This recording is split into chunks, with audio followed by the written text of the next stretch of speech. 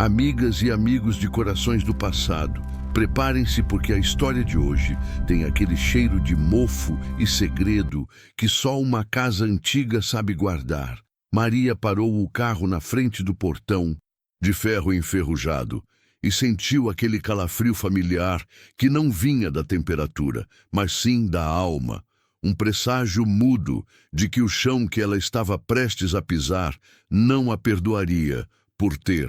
voltado. 20 anos tinham se passado desde a noite em que ela jurou nunca mais olhar para trás. Mas ali estava ela, com a mão suando no volante, encarando as janelas escuras da imponente casa de fazenda que, de alguma forma, parecia menor e mais ameaçadora do que nas suas lembranças de menina. Ela tentou convencer a si mesma de que o retorno era apenas uma formalidade, um papel a ser assinado para fechar o ciclo da herança, mas o corpo dela dizia outra coisa, vibrando com o medo de que o tempo não tivesse, de fato, curado as feridas que ela deixou abertas. O cheiro da terra molhada e das acácias em flor trouxe uma onda de memórias que Maria tentou afastar com uma sacudida de cabeça. Mas era inútil, pois ali, naquele terreno, cada folha, cada rachadura no concreto parecia conhecer o segredo que ela carregava e sussurrar sua culpa para o vento. Ela desceu do carro, sentindo a ausência estrondosa do silêncio, um silêncio pesado, que não era de paz, mas de ressentimento adormecido, como se a própria casa estivesse prendendo a respiração, esperando o momento certo para soltar a verdade que estava presa em suas paredes de pedra. A fachada estava desbotada, as trepadeiras cobrindo quase em toda a varanda, dando ao lugar uma aparência de esqueleto, um monumento à vida que havia se esvaído. Mas o coração de Maria sabia que a decadência era apenas superficial e que a energia sombria que a expulsou no passado estava ainda mais densa e palpável. Ao passar pelo portão, ela evitou olhar para o lado direito, onde ficava o velho poço, o local que era o centro de todos, os boatos e a razão não dita de sua fuga repentina, e focou apenas na pesada porta de madeira maciça, a barreira final entre sua paz de espírito e o caos que ela tentava esquecer. Ela precisava ser rápida, pegar os documentos, talvez queimar algumas cartas antigas e sair antes que a noite caísse e as sombras começassem a brincar com sua imaginação. Foi então que um movimento na janela da cozinha a fez parar de repente, um vulto rápido que ela tentou racionalizar como sendo apenas um pássaro ou o vento, mas o estômago apertou, lembrando-a de que, por mais que tentasse, ela nunca esteve realmente sozinha naquela casa, mesmo quando achava que estava. Ela percebeu que o alarme da porta, que deveria estar ligado, estava silencioso, e a chave que seu advogado havia lhe dado para a porta dos fundos estava estranhamente brilhante, como se tivesse sido usada recentemente. A primeira coisa que Maria notou ao entrar foi a poeira, fina e cinzenta, cobrindo os móveis antigos. Mas o que realmente a atingiu foi a ausência de poeira em um ponto específico. O espelho de moldura dourada na entrada, que estava impecavelmente limpo, refletindo sua imagem assustada com uma clareza que parecia ironicamente zombeteira. Ela se aproximou hesitante do espelho e viu que, ao redor da moldura, havia 3 pequenos arranjos de flores secas, violetas roxas, que ela reconheceu imediatamente como sendo a flor preferida de sua falecida mãe. Maria tentou ligar a luz, mas o interruptor estava solto, e ela teve que se guiar pela pouca claridade que entrava pelas frestas das venezianas, o que só aumentava a sensação claustrofóbica de estar entrando em um túmulo. O ar estava parado, mas carregado, e ela sentiu a presença de algo que não era humano, mas sim a condensação de anos de brigas silenciadas e lágrimas não derramadas que pareciam pairar sobre ela como uma nuvem pesada. Ela seguiu para a sala de estar, onde o piano de cauda estava coberto por um lençol branco, parecendo um fantasma sentado à espera, e ao levantar o canto do tecido por impulso, notou que as teclas não estavam amareladas pelo tempo como deveriam, mas sim limpas e com marcas sutis de dedos frescos. Quem estava tocando aquele piano, ou pelo menos limpando-o, e porque a família, que não havia retornado à casa desde o funeral, teria se preocupado com isso. O peso daquele mistério a impedia de avançar, e ela soube naquele instante que a casa não estava apenas vazia, mas que estava sendo habitada por alguém que não queria ser encontrado. Ou pior, por alguém que estava ali especificamente esperando por ela. Ela se lembrou da última briga com seu pai pouco antes de sua fuga. A voz dele ecoando na memória dizendo que ela nunca teria paz, enquanto aquele segredo estivesse enterrado ali. E agora, Maria entendia o significado sombrio daquelas palavras. O chão de tábuas corridas rangeu no corredor, e dessa vez não era ela. Era um som distante, arrastado, que vinha do andar de cima, do quarto que tinha sido de sua irmã. Lúcia, a única pessoa que realmente sabia o que Maria havia escondido no passado. Lúcia havia morrido jovem, e o quarto dela havia sido trancado e lacrado. Mas agora o rangido parecia estar se dirigindo exatamente para aquela porta. Maria sentiu o desespero crescente, a adrenalina pulsando nas veias, percebendo que sua volta havia sido um erro catastrófico, um despertar de fantasmas que era melhor deixar dormindo. Ela tentou raciocinar que era apenas o vento entrando por alguma janela quebrada, mas o som era metódico, um passo lento e pesado, que parou bem em frente à escada. Ela recuou para a entrada, tentando alcançar a maçaneta da porta, mas ao fazê-lo, seus olhos caíram sobre um pequeno objeto de metal que estava estrategicamente colocado sobre o console. Uma pequena boneca de porcelana, sem um dos braços, idêntica àquela que Lúcia tinha dado a ela no dia em que ela partiu e que Maria tinha jurado ter jogado no lixo antes de ir embora 20 anos atrás. Se essa boneca estava ali, quem a colocou? E o que mais estava esperando por Maria naquela casa que ela tentou em vão apagar de sua vida? Quem está no andar de cima e o que aconteceu naquela noite fatídica no poço que a casa insiste em reviver?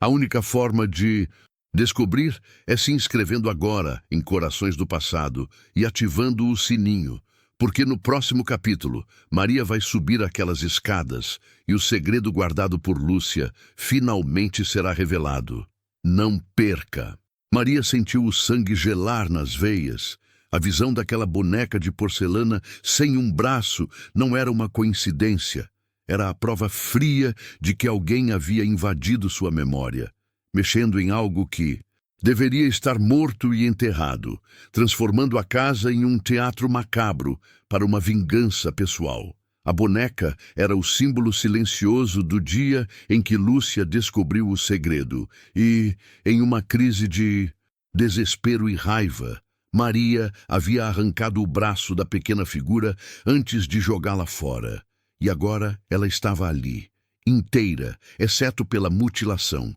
como um lembrete físico do dano que Maria havia causado ao partir. A adrenalina a impulsionou para a porta, o instinto básico de sobrevivência gritando para que ela fugisse e abandonasse aquele lugar amaldiçoado. Mas a curiosidade mórbida, a mesma que a fizera voltar, aprendeu. Quem estava lá em cima e por que essa pessoa usava Lúcia para se comunicar? E o que realmente havia acontecido no poço que seu pai insistia em manter em segredo, tudo isso a impedia de virar as costas para o fantasma que a perseguia. Ela olhou para o topo da escada, onde o silêncio agora era quase ensurdecedor, mais ameaçador do que qualquer barulho, e a escuridão parecia-se adensar, criando formas disformes nas sombras do corredor, e Maria soube que fugir agora apenas a faria carregar o peso daquele mistério pelo resto de sua vida.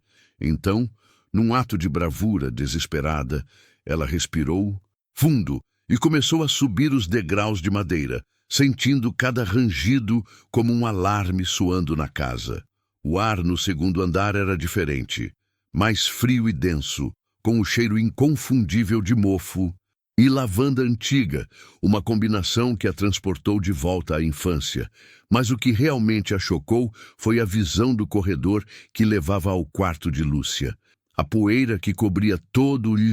resto havia sido cuidadosamente varrida daquele trecho específico do chão, deixando um caminho limpo diretamente para a porta lacrada. Ao se aproximar, Maria pôde ver a porta do quarto da irmã, que deveria estar selada, com um cadeado antigo e fita adesiva, conforme a tradição mórbida de sua mãe. Mas em vez disso, havia apenas um buraco na madeira onde o cadeado deveria estar, e a porta estava apenas encostada, como se esperasse o convite para ser aberta e libertar o que estava preso lá dentro. A hesitação de Maria foi substituída por um arrepio gélido ao notar algo brilhando sutilmente no chão, perto do rodapé. Uma pequena chave de latão, do tipo usado em cômodas antigas, que não pertencia à casa e que estava ali, disposta de forma quase óbvia, indicando que a pessoa que havia entrado no quarto de Lúcia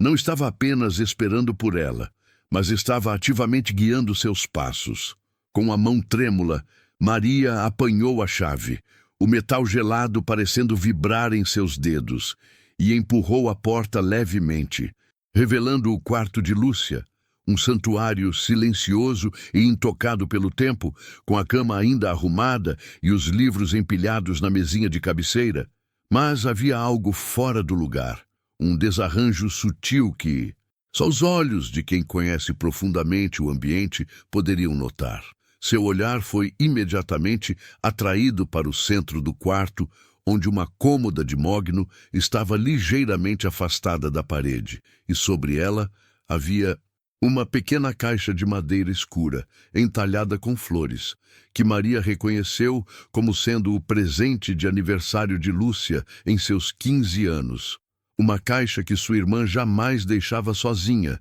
e que, teoricamente, estava trancada no cofre da família na cidade. Maria se aproximou da cômoda, sentindo o cheiro forte de naftalina, misturado com a fragrância doce e familiar de Lúcia. E ao abrir a caixa, encontrou não joias ou cartas de amor, mas sim um único objeto perturbador, um pedaço de tecido de linho branco manchado de terra e o que parecia ser sangue seco, e debaixo dele uma foto desbotada que mostrava Maria, Lúcia e um primo distante, José, em frente ao poço. No verso da foto, uma caligrafia apressada e quase ilegível, que Maria reconheceu como sendo a de Lúcia, dizia: "Ele sabe de tudo. Não confie em quem voltou. O segredo está no fundo, não no papel. Pergunte ao José." A revelação atingiu Maria com a força de um soco, percebendo que sua irmã não só havia guardado o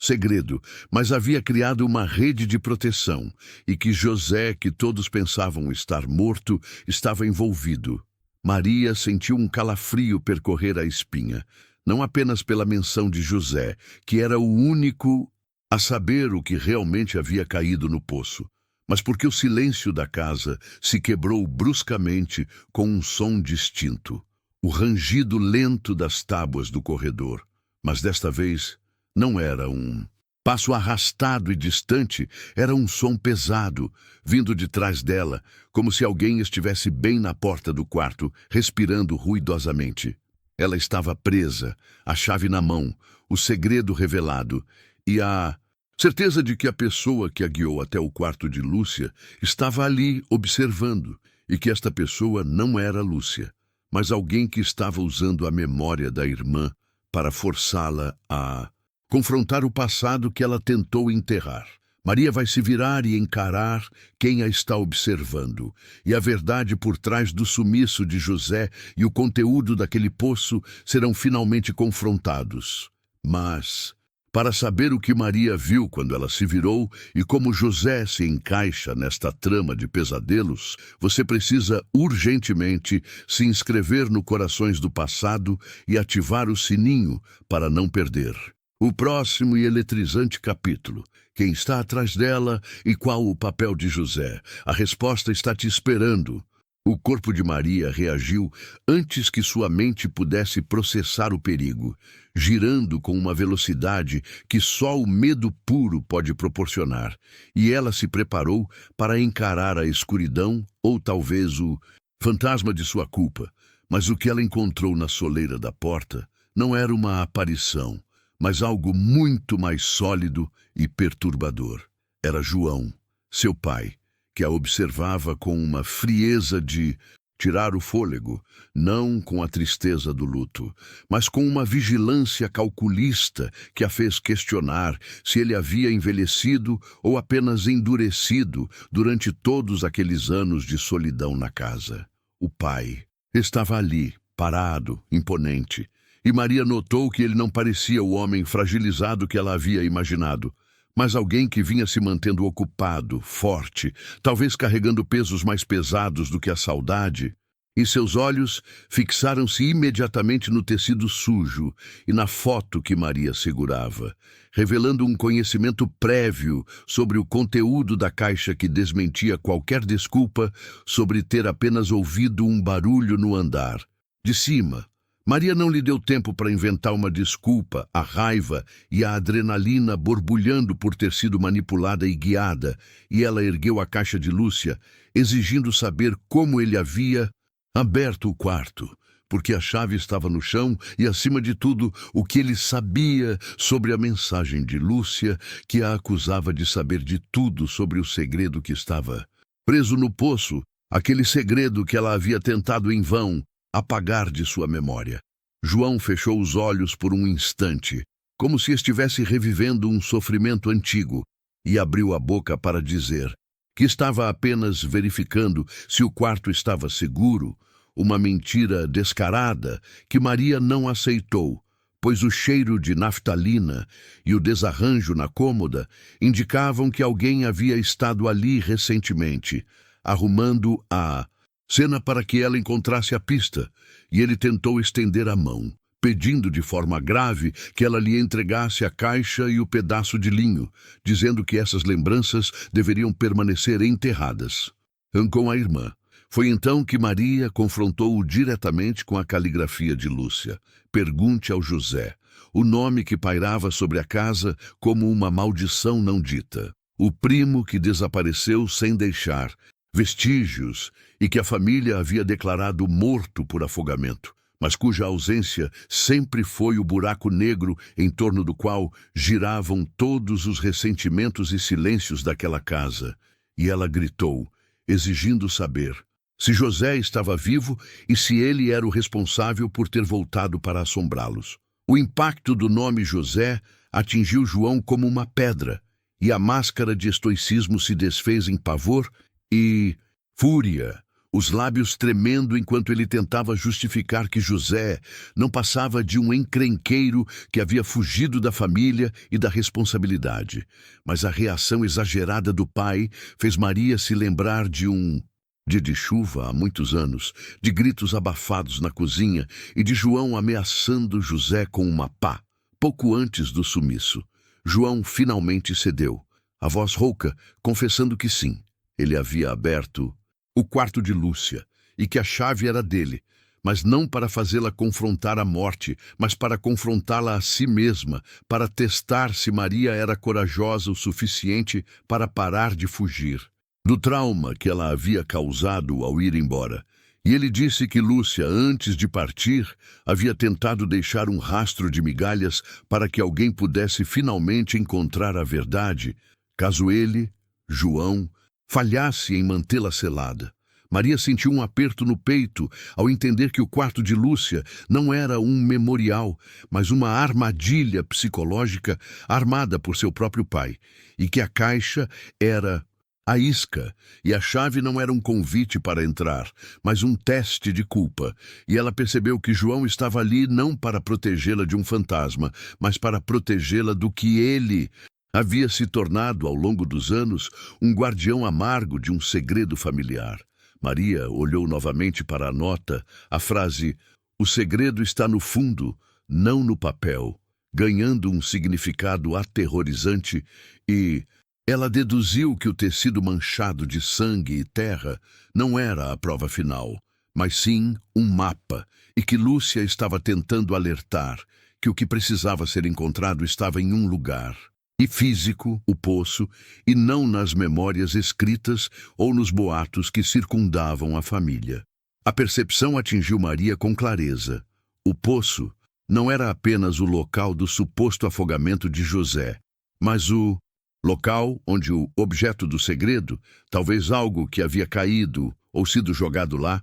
estava esperando ser resgatado, e o brilho nos olhos de João, ao ouvir a palavra poço, era de um terror tão profundo que confirmava todas as suspeitas de Maria sobre o que a casa havia escondido. João deu um passo adiante, bloqueando completamente a saída do quarto, e sua voz se transformou em um sussurro, ameaçador e urgente. Maria, se você descer até o poço, não espere encontrar apenas as respostas sobre José, mas você encontrará algo que eu tentei por toda a minha vida manter trancado e esquecido. E este algo não vai te libertar. Ele vai te prender aqui para sempre, assim como prendeu a todos nós. Maria estava encurralada, o pai transformado em carcereiro, e o segredo de Lúcia em suas mãos, forçando-a a escolher entre fugir novamente ou encarar o fundo do poço que a casa exigia que ela investigasse. E para saber se Maria vai conseguir escapar do bloqueio de João e como José se encaixa neste quebra-cabeça mortal, você precisa desesperadamente se inscrever no Corações do Passado e ativar o sininho para descobrir quem está no fundo daquele poço. Quem é o verdadeiro prisioneiro desta casa? A resposta vai te chocar no próximo capítulo. Maria engoliu em seco o ar pesado de mofo e segredo sufocando-a, e percebeu que a raiva de João não vinha da vontade de protegê-la de um fantasma, mas sim de se proteger da própria verdade que ele havia enterrado. E ela soube que qualquer tentativa de racionalizar com ele seria inútil, pois a mente dele estava selada pela culpa e pelo tempo, mas o medo de Maria tinha se transformado em uma coragem fria e desesperada, a certeza de que ela não poderia fugir de novo, não sem entender o preço de sua primeira fuga. Ela deu um passo para trás, usando a voz mais calma e cortante que conseguiu reunir, acusando-o não de mentir, mas de ter se transformado em um carcereiro amargo, e perguntou a João se ele realmente achava que manter os segredos de Lúcia trancados na escuridão o faria um pai melhor, ou se ele apenas temia que, ao abrir a caixa, Maria descobrisse que o monstro da história nunca foi José, mas sim a pessoa que estava bem ali, na sua frente, tentando impedi-la de ver a luz. O golpe emocional atingiu João com precisão cirúrgica e, por um instante, o corpo imponente dele vacilou, a rigidez se quebrando em uma expressão de dor genuína, e seus olhos, que antes brilhavam com fúria controlada, agora marejavam, entregando o único momento de fraqueza que Maria precisava para entender que ele não estava disposto a machucá-la fisicamente, apenas a aprisioná-la emocionalmente. E essa hesitação foi a abertura que salvaria Maria. Com um movimento rápido e ensaiado pela adrenalina, Maria usou a caixa de madeira que ainda segurava em uma das mãos como uma isca. Ela a atirou para o canto oposto do quarto, forçando João a instintivamente girar o corpo para proteger o recipiente, que ele considerava o receptáculo de todo o mal que assolava a casa, e o som da madeira batendo no chão ecoou na penumbra como um tiro, distraindo-o pelo crucial segundo. Maria não pensou duas vezes. Jogou o tecido manchado de sangue e terra no bolso e correu em disparada para fora. Do quarto, atravessando o corredor em direção à escada que levava aos fundos da casa,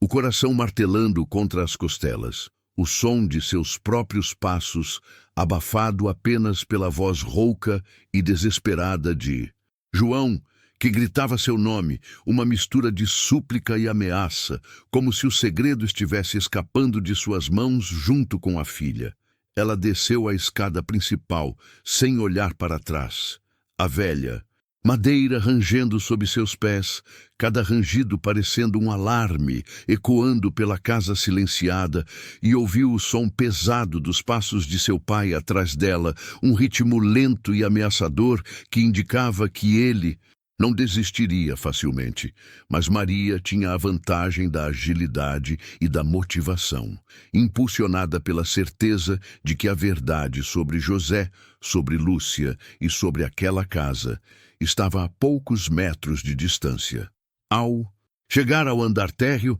ela se jogou contra a porta de correr dos fundos, a que dava para o quintal onde ficava o poço, sentindo o ar frio e úmido da noite invadir seus pulmões. Uma mudança dramática do ar abafado e sufocante do interior, e ela correu para a escuridão do jardim, ignorando os arbustos e as plantas crescidas que pareciam esticar os braços para segurá-la. O quintal estava quase irreconhecível sob a luz fraca da lua, mas Maria se lembrava perfeitamente da localização do poço, aquele monstro de pedra no canto do terreno, o lugar que simbolizava a tragédia familiar e o sumiço de José, e ela correu desajeitadamente sobre a grama molhada, sentindo a chuva fina começar a cair, intensificando a sensação de urgência e isolamento. Ao se aproximar do poço, Maria viu que a estrutura estava diferente do que lembrava. A borda de pedra havia sido reforçada com uma cerca baixa e enferrujada, como se nos últimos anos João tivesse tentado desesperadamente selar o acesso, proteger o que estava lá embaixo, da curiosidade do mundo, e ela percebeu que Lúcia sabia disso. Sabia que o poço era o ponto nevrálgico daquele segredo. Maria parou bem ao lado do poço, ofegante, e antes que João pudesse alcançá-la, ela ligou a lanterna do celular, varrendo a luz pela estrutura úmida, procurando por qualquer sinal, qualquer rastro de Lúcia que confirmasse sua teoria. E então ela viu, não no chão, mas preso entre duas pedras da cerca, havia um pequeno objeto enrolado em um saco plástico fino, claramente deixado ali intencionalmente. Ela puxou o embrulho, os dedos tremendo, e desenrolou-o para encontrar um pequeno pedaço de papel de carta, molhado, mas ainda legível, a caligrafia de Lúcia, e a mensagem era curta e gelada, como a chuva que agora caía sobre ela. O que afundou não foi José, Maria. O poço só guarda o começo. O fim está enterrado. Pergunte ao poço sobre a data do inverno. Antes que pudesse processar a nova e terrível informação que insinuava que José não era a única vítima, ou talvez nem fosse o foco principal, Maria ouviu o som do metal sendo arrastado e viu a sombra gigantesca de João se aproximando rapidamente. Mas, mais assustador do que o pai, foi o som que veio do buraco, negro e úmido do poço, um rangido metálico seguido de um barulho seco, como algo que acabou de ser solto no fundo. Agora você precisa saber o que Maria descobriu sobre a data do inverno, o que João estava prestes a jogar no poço, e quem, afinal, é a figura que Maria sente que está esperando por ela nas profundezas daquela água escura. Para descobrir a verdade que o pai tentou sepultar, inscreva-se agora no Corações do Passado e descubra se Maria sobreviverá ao fundo do poço que ela nunca deveria ter visitado. Capítulo 5. O rangido de 17 de julho. João estava a poucos passos, a silhueta deformada pela chuva, e Maria sentiu o cheiro do medo dele misturado à terra molhada. Ela não precisava de mais evidências. Ele estava ali para selar o poço de vez, para enterrar o papel, a lembrança, e talvez a própria Maria se necessário, mas o barulho que veio do buraco era o que a perturbava. Mas um som que não era de água, mas de metal batendo em algo sólido, e a luz fraca da lanterna revelou o objeto nas mãos de João. Uma pesada corrente de ferro com um cadeado antigo, que ele acabara de tentar usar para trancar a tampa de metal que ela só notou agora. Maria apertou o pedaço de papel molhado, a caligrafia de Lúcia queimando em sua mente. E, antes que João pudesse agarrá-la, ela gritou, a voz fina e cortante rompendo o silêncio da noite escura. Não era um grito de socorro, mas de acusação, e ela jogou o nome de José no... Mas percebeu que isso não o abalava. Era a menção do enigma de Lúcia que o faria parar. Ela lançou a pergunta como uma flecha. Por que a data do inverno, João? O que o poço sabe sobre aquele dia frio que você tentou apagar da memória de todos? A menção direta da pista secreta fez o corpo de João paralisar. A corrente de ferro escorregou de seus dedos para a grama molhada. E o olhar dele, que era pura fúria assassina segundos antes, transformou-se em pavor absoluto. A realização de que o segredo não estava apenas exposto, mas já estava nas mãos da filha, que ele havia tentado afastar por décadas. Ele avançou cambaleante, não para atacá-la, mas para recuperar o papel, a prova física de sua falha. Lúcia sabia que Maria precisaria de uma chave, e aquela... Frase era o código, mas João sussurrou, a voz quebrada pela chuva e pela idade, que Maria não devia ter voltado, que ela deveria ter deixado os mortos dormirem em paz, e que se ela continuasse a cavar, ela não encontraria apenas a verdade sobre José, mas a verdade sobre a mãe deles, sobre o dia em que o sol nunca nasceu. A mãe, Ana, o inverno. Maria lembrou-se da... tragédia que marcou sua infância, a doença súbita e o enterro rápido, e ela sempre soube que a história contada por seu pai não se encaixava. Havia um vazio na narrativa da perda, mas nunca teve coragem de questionar o pai viúvo. Agora a nota de Lúcia ligava a morte da mãe ao poço, a data de um inverno específico, e Maria percebeu que o ressentimento de Lúcia não era só pelo irmão, mas pela mentira fundamental que sustentava toda a família desde então. Maria aproveitou a distração de João, que estava agora de joelhos, tentando inutilmente apanhar a corrente esquecida, e inclinou-se sobre a borda do poço, iluminando as profundezas escuras, sentindo o ar que subia, frio e fétido, cheirando a metal enferrujado e a água parada. Mas, além disso, havia um cheiro que Maria reconheceu do dia em que José desapareceu, o cheiro doce e enjoativo de cal, usado para encobrir algo que não podia ser visto. A luz do celular penetrou a superfície turva, revelando a água escura, quase negra, e, bem, no fundo, Maria conseguiu distinguir algo que não era pedra nem água. Era uma massa disforme, talvez um saco amarrado, ou apenas a ilusão criada pelo reflexo distorcido, mas o que a fez recuar, o que gelou seu sangue, foi o fato de que a luz, ao bater na superfície, revelou uma linha fina e quase invisível, como um cabelo humano flutuando lentamente na borda. Maria sabia que José não estava ali, pois o cheiro de decomposição que ela esperava não existia, mas o poço guardava algo mais imediato, algo que Lúcia tinha visto e tentado usar como moeda de troca, o começo do horror. E a frase, o poço, só guarda o começo. O fim está enterrado, gritava na mente de Maria, fazendo-a entender que a casa era o verdadeiro cemitério, e o poço apenas a testemunha, o lugar onde a primeira sujeira foi lavada. João se levantou, os olhos vermelhos de desespero, e Maria soube que ele faria o que fosse preciso para impedi-la de decifrar o resto da caligrafia da irmã. Ela não podia lutar com ele ali no escuro. Com um movimento rápido, ela amassou o papel, colocou-o no bolso do casaco e correu de volta em direção à casa, precisando desesperadamente de luz e de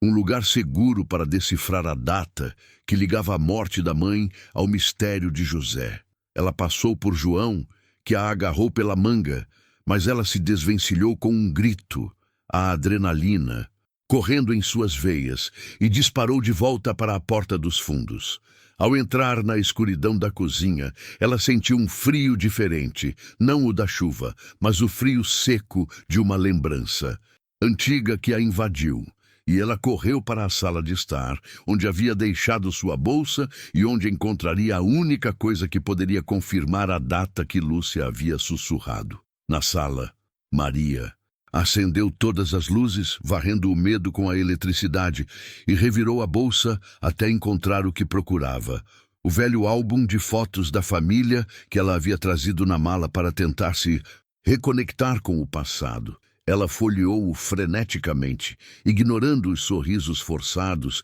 e as paisagens antigas, até chegar à página dedicada à mãe, Ana. E ali, sob uma foto em preto e branco de um túmulo fresco, estava a data gravada a ferro: 17 de julho de 1988, o mais rigoroso inverno da região. 17 de julho de 1988. Não era a data de José, era a data em que sua mãe foi enterrada, e ao lado da foto do túmulo havia uma anotação estranha na margem, feita com a caligrafia nervosa de Lúcia, uma única palavra que ligava tudo ao presente: porão. Maria sentiu o chão sumir sob seus pés. O poço guardava o começo, mas o fim estava enterrado no porão, e ela sabia que Lúcia estava lá embaixo, esperando que ela encontrasse o último segredo que João tentou sufocar por 30 anos.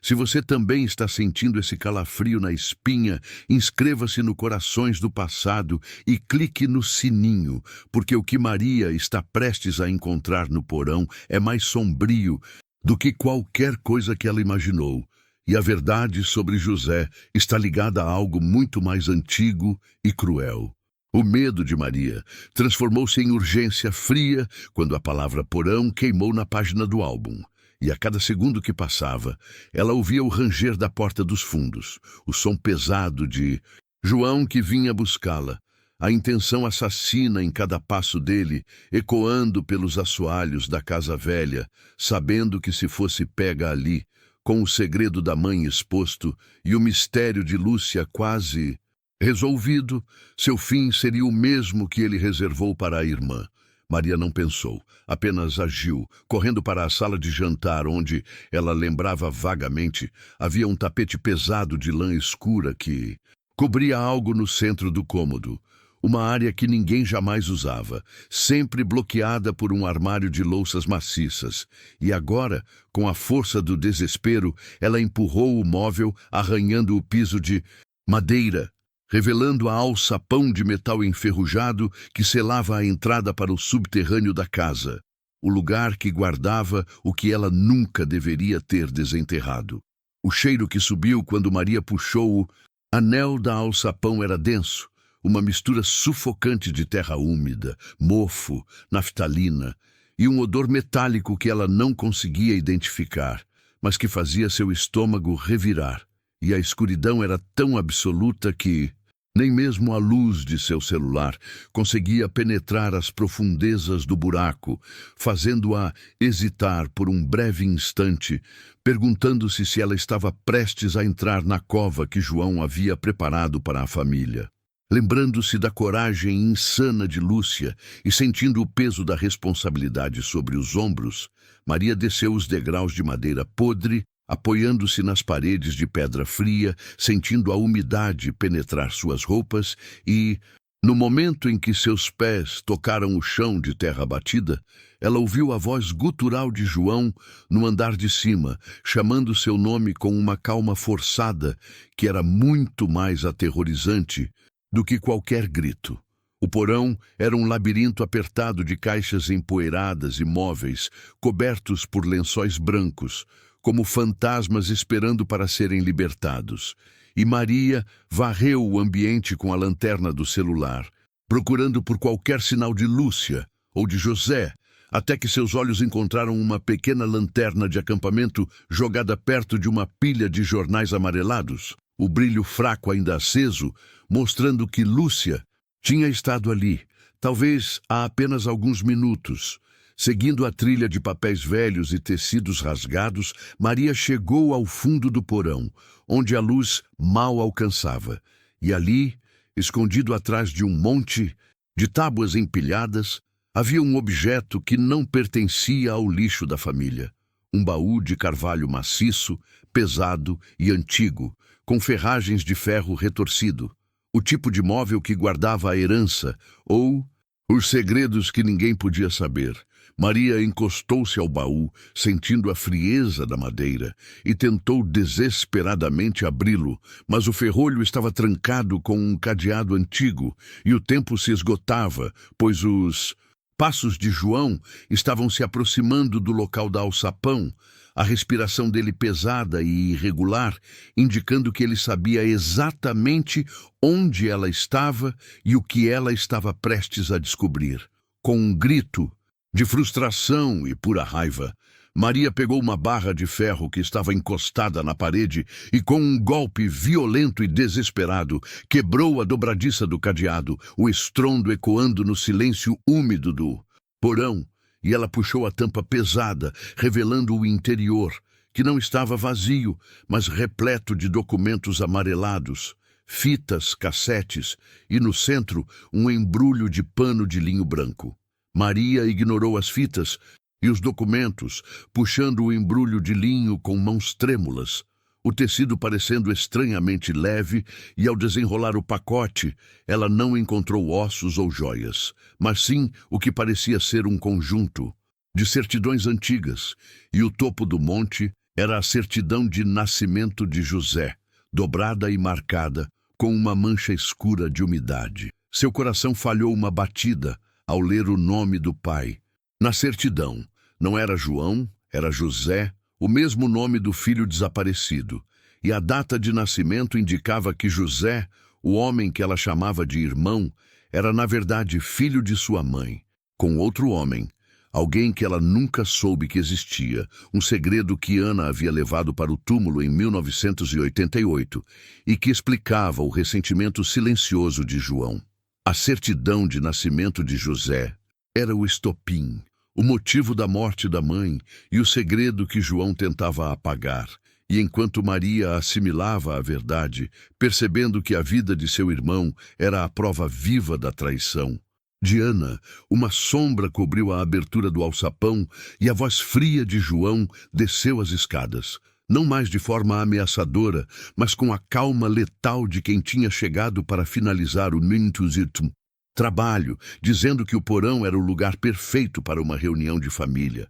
A verdade explodiu na cabeça de Maria. Lúcia viu a certidão, tentou usar o segredo, e foi por isso que ela foi enterrada viva. E agora, Maria estava presa com o assassino de sua mãe, do seu irmão e de sua irmã, segurando a prova de que José, o garoto desaparecido, era o filho ilegítimo e... Se você está sentindo o gelo subir pelas costas, inscreva-se no Corações do Passado e clique no sininho, porque no próximo e último capítulo, Maria terá que lutar por sua vida com a única arma que lhe restou, a certidão que condena João e revela o verdadeiro pai de José, ou então ela se juntará a eles no fundo da casa, e você não pode perder essa conclusão chocante. João desceu os degraus de madeira rangentes, com uma lentidão aterrorizante, os olhos fixos não em Maria, mas no baú aberto e no papel amarrotado que ela segurava.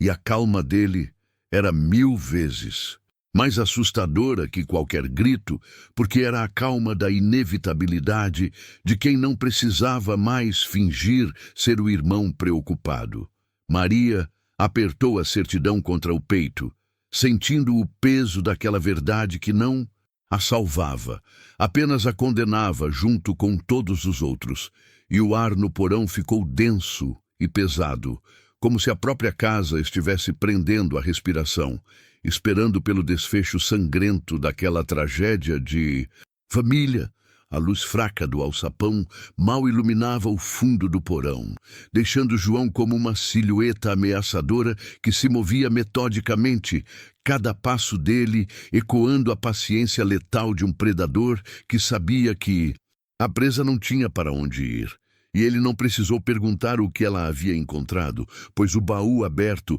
e a expressão de horror e repulsa no rosto de Maria falavam por si, só sobre o segredo da paternidade de José. Maria tentou recuar, mas a parede fria e úmida estava logo atrás de suas costas, e ela percebeu que estava encurralada, a certidão de nascimento sendo a única arma e o único motivo pelo qual ela ainda estava viva. O olhar de João desceu para o nome do pai, José, escrito na certidão, e um riso seco e sem alegria escapou de sua garganta, um som de puro tormento que parecia vir de décadas de dor e ressentimento sufocado, e ele perguntou com a voz baixa e tremendo ligeiramente se Maria finalmente entendia a piada cruel que Ana, a mãe amada, havia pregado em todos eles, mantendo um filho ilegítimo, batizado com o nome do verdadeiro pai, dentro do lar que João construiu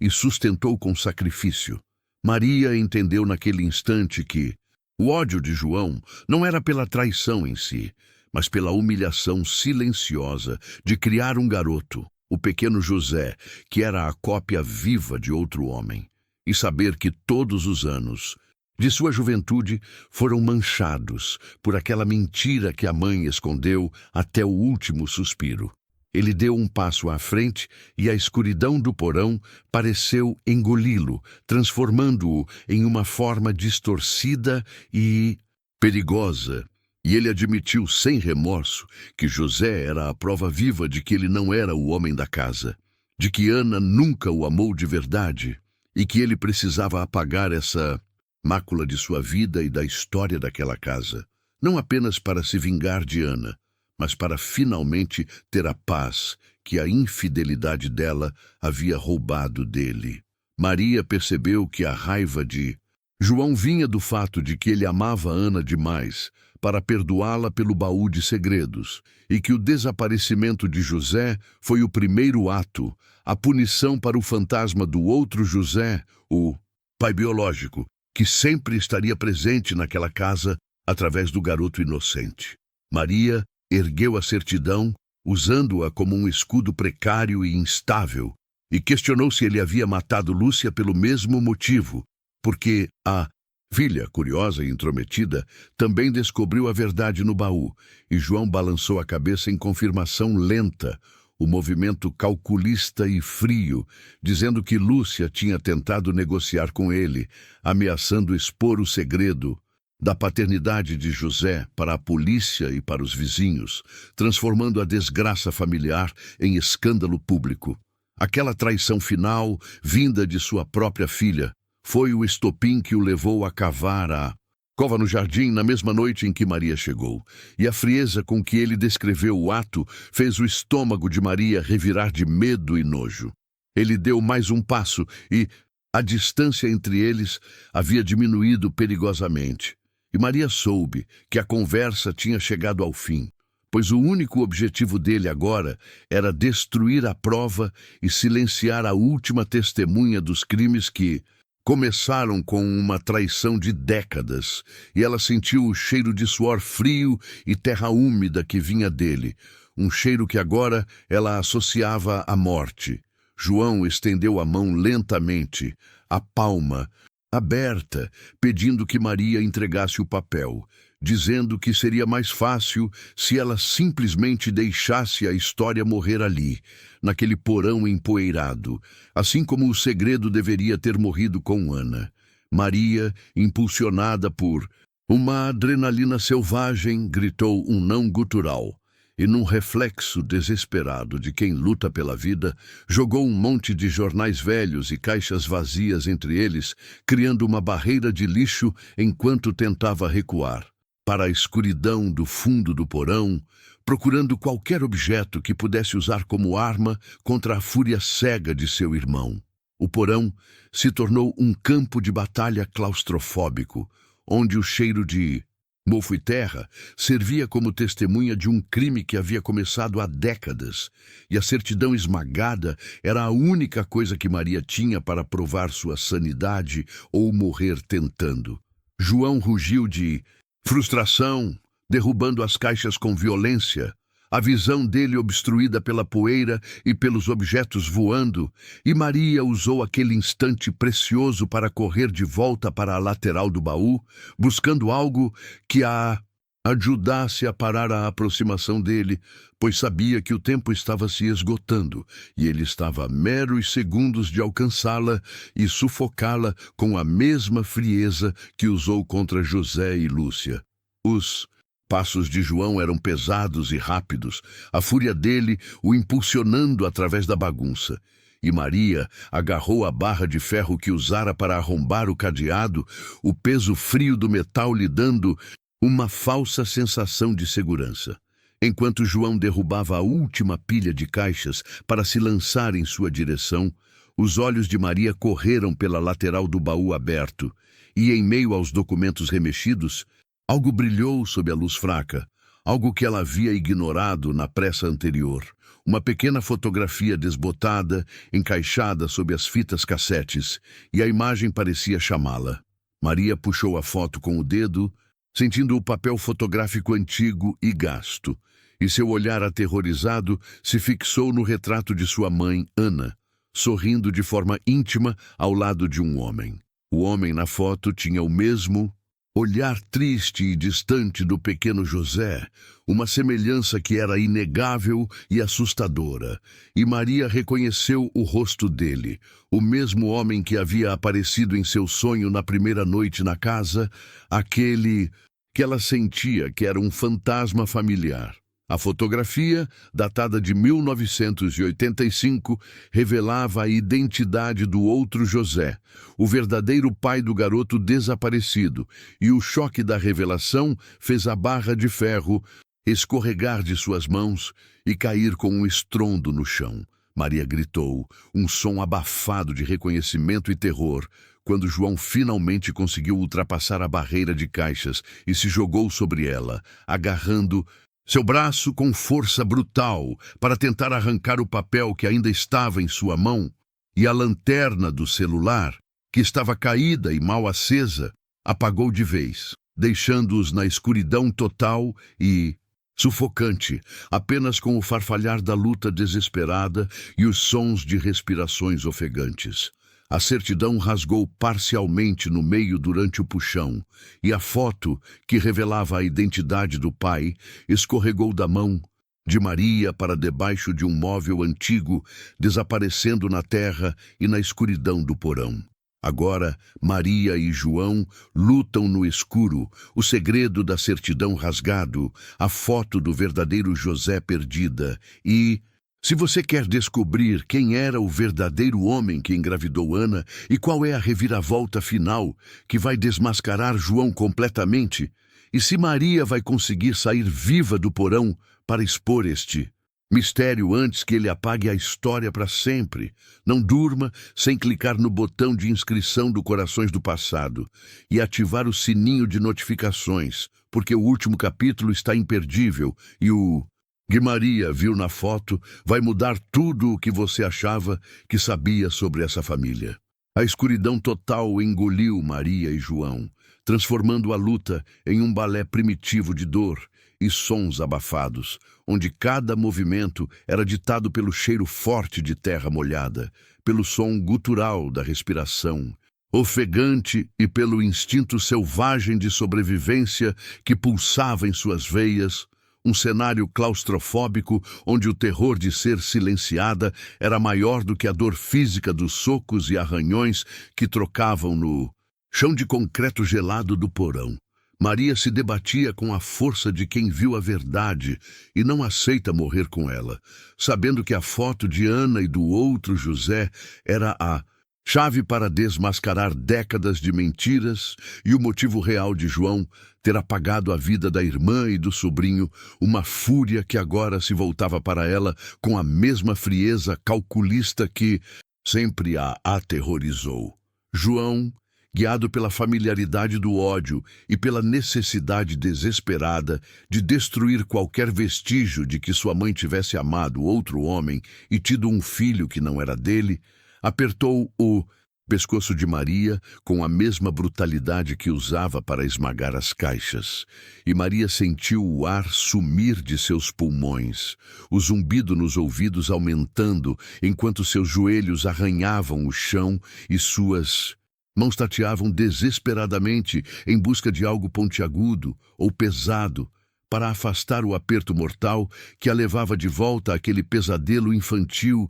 de ser dominada e silenciada pelos segredos de família. Ela puxou os cabelos dele com toda a força que lhe restava, conseguindo um grito rouco e um alívio momentâneo no aperto, o suficiente para rolar para o lado e ganhar 1 metro de distância na escuridão. A perda da foto era uma agonia silenciosa para Maria. Um peso terrível que se somava ao pânico da luta, pois aquele pequeno pedaço de papel desbotado era a única prova material que ligava Ana a José pai, desmantelando a narrativa de vida perfeita que João havia construído sobre a família. E ela sabia que, se morresse ali, a história deles seria reescrita por ele. E a verdade sobre o pequeno José, o garoto que nunca existiu para o mundo, ficaria para sempre soterrada sob a terra e o lixo daquele porão amaldiçoado. A respiração ofegante de João, próxima demais, indicava que ele estava se levantando, e Maria usou o som como guia, rastejando para longe, na direção de onde o baú tinha ficado aberto, esperando encontrar ali, na confusão de papéis, o destino final da certidão rasgada. No meio do arrastar desesperado, sua mão esbarrou em algo pesado e úmido, um saco de estopa que parecia conter terra ou cimento velho, e Maria, sem pensar, puxou-o com violência, jogando o peso contra os tornozelos de João no exato momento em que ele se lançava em sua direção novamente, e o irmão soltou um rugido de dor e surpresa, caindo de joelhos com um baque surdo que fez a poeira antiga subir no ar rarefeito e frio, dando a Maria mais alguns segundos preciosos para se erguer e buscar a saída daquele inferno. Ela precisava sair daquele chão,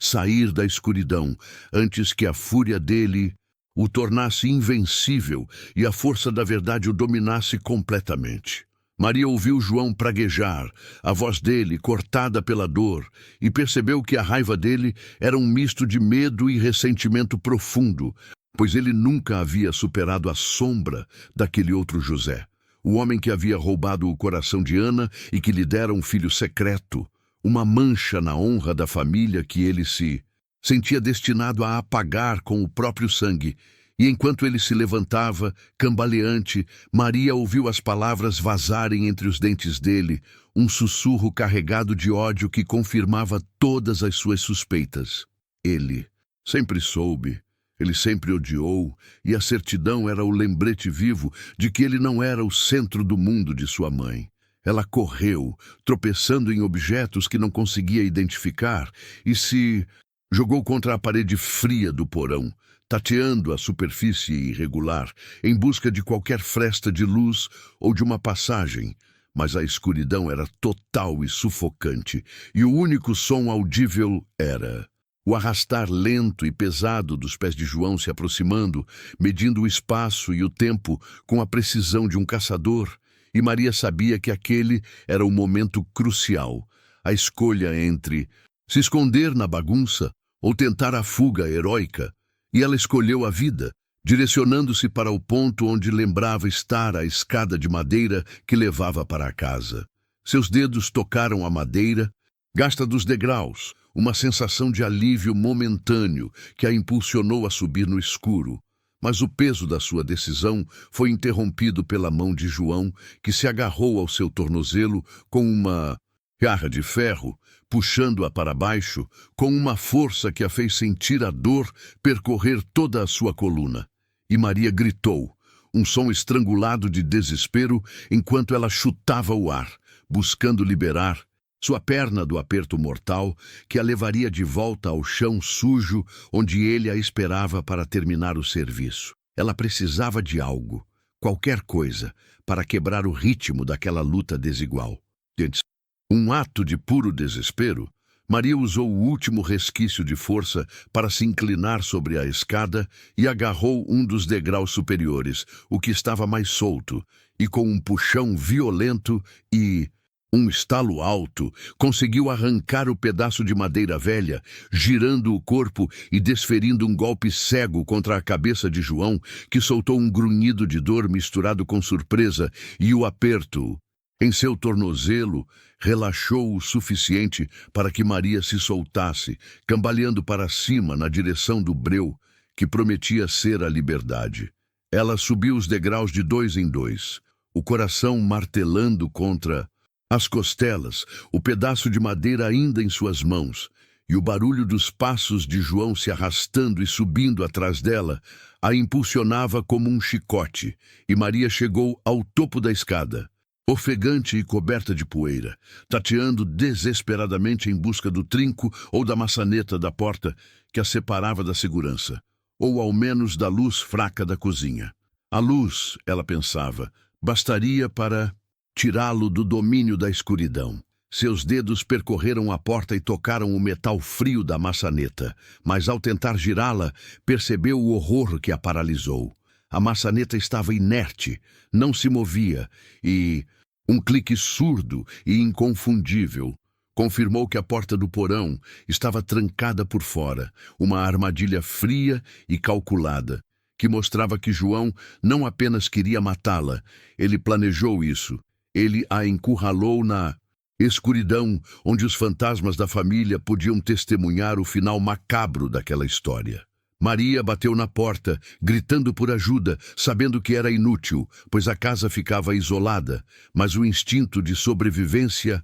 a forçava a tentar, e o som de seu desespero era abafado pelo ruído lento e ameaçador de João, que havia chegado ao penúltimo degrau. Seu corpo uma sombra maciça na escuridão, e o hálito quente dele atingiu a nuca de Maria, confirmando que ela estava presa entre o passado e a morte. Agora, presa na porta, sem a foto para provar a verdade, e com o irmão assassino a centímetros de distância, Maria percebeu que o verdadeiro mistério não era quem José era, mas sim o que João faria para garantir que a casa engolisse o segredo para sempre. O que aconteceu na infância para criar tanto ódio? E será que Maria consegue arrombar essa porta antes que ele consiga agarrá-la e dar o toque final no plano que ele arquitetou há anos? Se você quer saber qual foi o último recurso de Maria para tentar escapar da casa antes que João a silencie para sempre,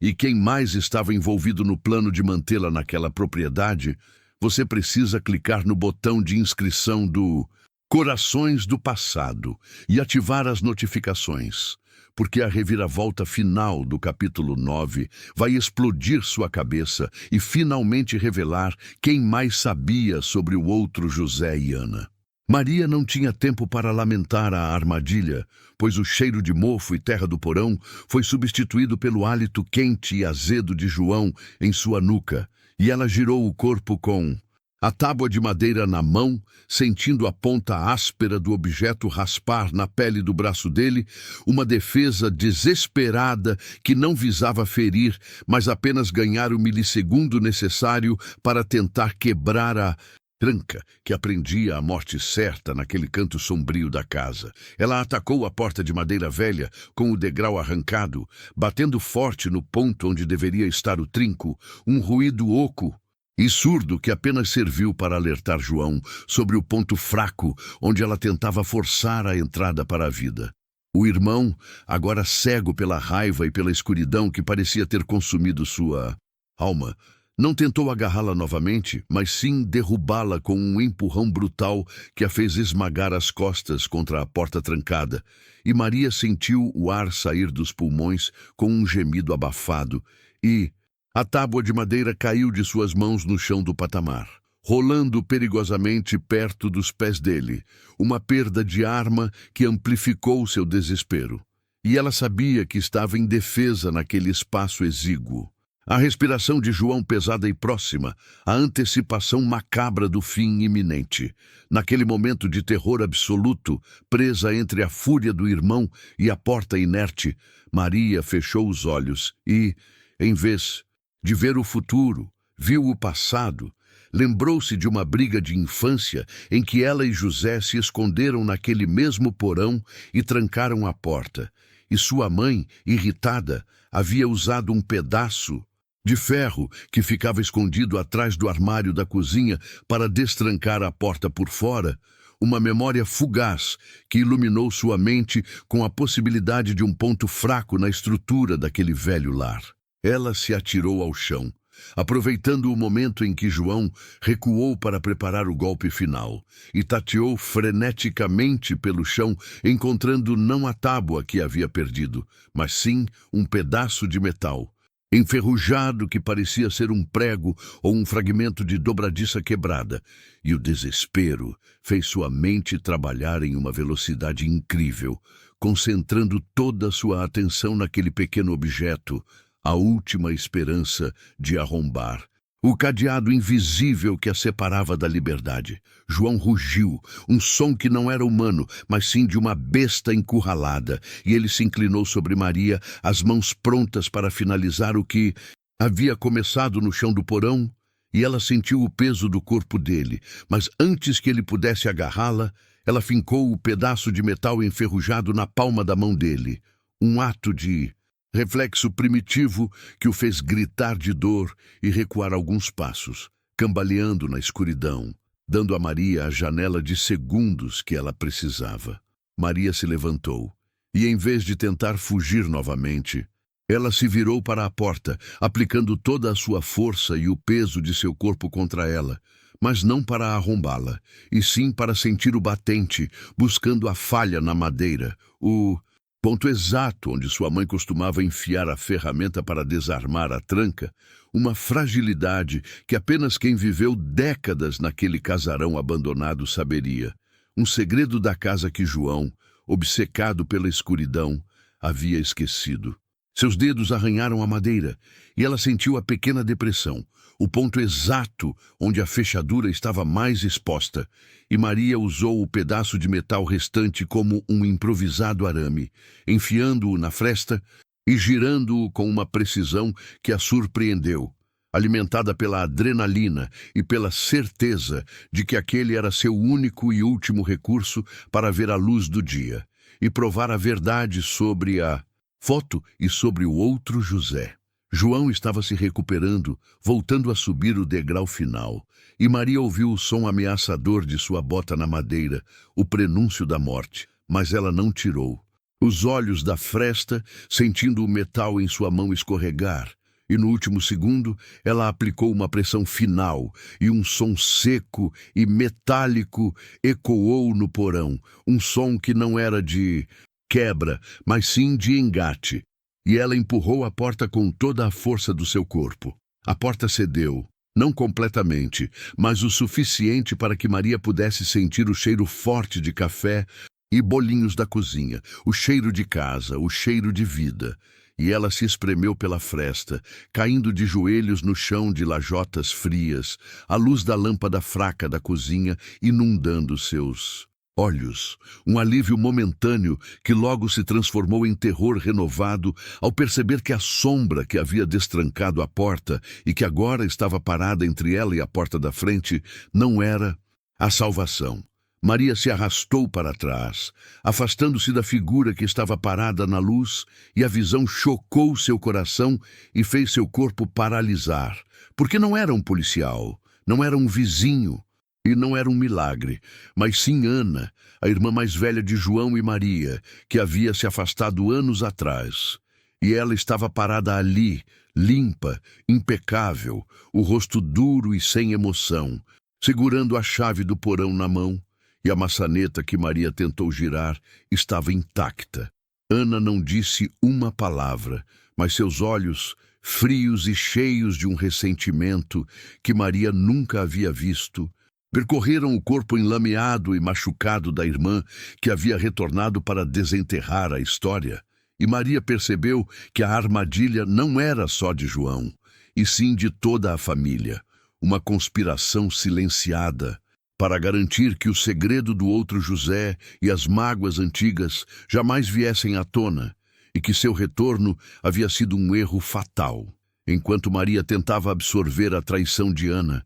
a porta do porão se abriu por completo, revelando a silhueta maciça de João, ensanguentado e ofegante. E ele sorriu para Maria, um sorriso de vitória que gelou sua alma, porque agora, com Ana como cúmplice, eles tinham Maria encurralada entre dois pilares de ódio, e ela finalmente entendeu que a casa não apenas guardava o segredo, ela o executava. E se você quer saber o que Ana sussurrou para Maria antes que João a alcançasse, e qual era a prova final que ela carregava no bolso da calça que revelava a verdadeira identidade do outro José, você precisa se inscrever no Corações do Passado e ativar o sininho, porque o próximo capítulo é o acerto de contas final e a revelação do corpo enterrado que fará você duvidar de quem é realmente a vítima nessa família. Maria se sentiu atingida não por um golpe físico,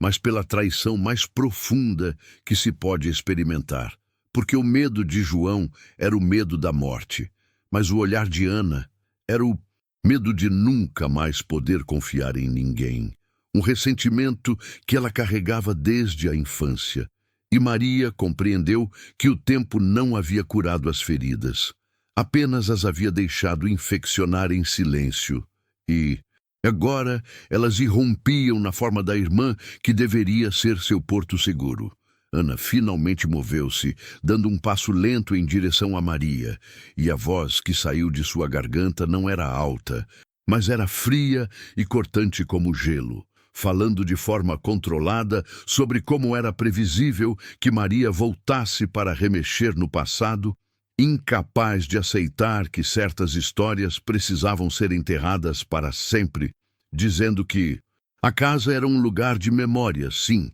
mas que certas memórias eram venenosas e que Maria havia espalhado esse veneno pela vida de todos ali. A figura de João preencheu o vão da porta, do porão, e o ar da cozinha pareceu rarefeito. E ele nem precisou correr, porque tinha certeza de sua vitória, olhando para as duas irmãs com uma satisfação cruel, limpando um filete de sangue que escorria de sua têmpora com o dorso da mão e dizendo a Ana, com um tom de casualidade, que fez o estômago de Maria revirar, que ela havia chegado na hora certa, pois a teimosia da Maria era a única coisa mais irritante do que a sua fuga desastrada. A verdade explodiu na cabeça de Maria como um clarão insuportável. Ana não estava ali para deter João e salvar a irmã. Ela estava ali para garantir que a fuga de Maria fosse uma ilusão controlada,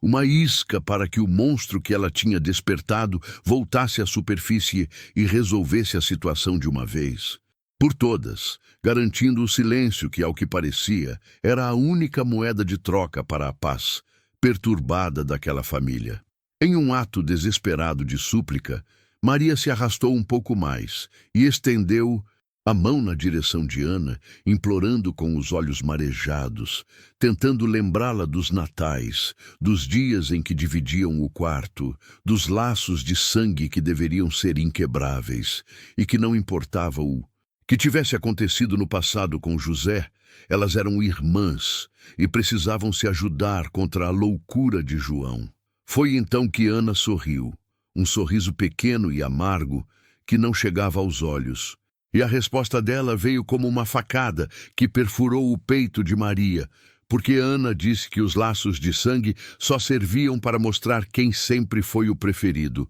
e que Maria nunca tinha notado as migalhas de atenção que ela recebia, sempre pegando para si tudo o que o pai, a mãe e até mesmo o José tinham de melhor, e que o segredo que ela havia desenterrado não era só de João, era o alicerce de toda a infelicidade de Ana. João aproveitou a distração emocional para encurtar a distância, movendo-se com a lentidão de um predador que brinca com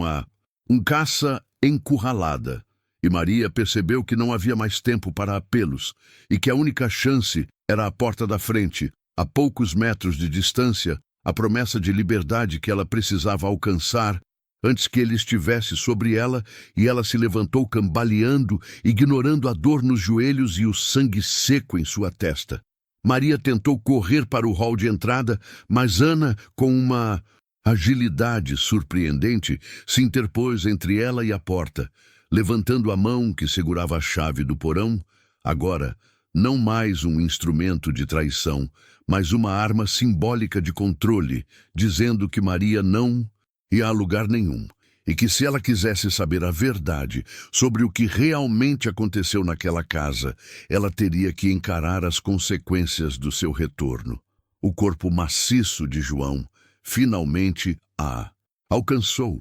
envolvendo-a em um abraço de urso esmagador que tirou todo o ar de seus pulmões. E Maria sentiu o cheiro de suor, terra e sangue, e lutou com todas as forças que lhe restavam. Mas a exaustão do porão e o choque da traição haviam tirado sua energia, e ela sabia que estava perdida, mas não antes de tentar proteger a única coisa que podia provar sua sanidade. No meio da luta desesperada, enquanto João a arrastava de volta para o limbo escuro, Maria conseguiu mover o braço esquerdo, enfiando o objeto que usou para abrir a porta, o pedaço de metal com um pequeno símbolo gravado profundamente no bolso de sua calça enlameada, um movimento sutil que passou despercebido por João, mas não por Ana, que observou tudo com olhos de águia. João finalmente a jogou no chão, e Maria se encolheu, e Ana se ajoelhou ao lado dela, bem perto do seu ouvido, e no silêncio pesado da cozinha, ela sussurrou a frase prometida, a confissão que gelou a alma de Maria, e amarrou o passado ao presente com um nó de ressentimento. O José que você tanto chorou por ter perdido, Maria, era meu noivo, e você o tirou de mim muito antes de ele sumir. E é por isso que você não pode contar a ninguém onde ele está. Maria desmaiou ao ouvir a verdade completa, enquanto João a levantava novamente, pronto para levá-la para um lugar onde o silêncio seria eterno. E agora você precisa descobrir que evidência Maria escondeu no bolso da calça, a única prova que liga Ana ao sumiço do José, e qual era o objeto que ela guardava em segredo, que mostraria a verdadeira face de João e o local exato do corpo enterrado. E para não perder a conclusão chocante dessa história de família e vingança, inscreva-se no Corações do Passado e ative o sininho, porque o mistério do outro José será revelado no nosso próximo e derradeiro capítulo. A consciência de Maria retornou como um raio em um quarto escuro, e ela sentiu o mundo balançar e o cheiro forte de mofo e terra batida invadir suas narinas, percebendo que não estava mais na cozinha, mas sendo arrastada por um corredor estreito e mal iluminado, um anexo da casa que ela mal lembrava existir. E o peso de João sobre ela era uma âncora que a puxava para o abismo. Ela tentou abrir os olhos completamente, mas a visão estava turva pela pancada na cabeça, e o esforço de se debater era inútil, porque os braços de João eram como cabos de aço ao redor de seu corpo, e ele a carregava como um fardo incômodo, murmurando frases ininteligíveis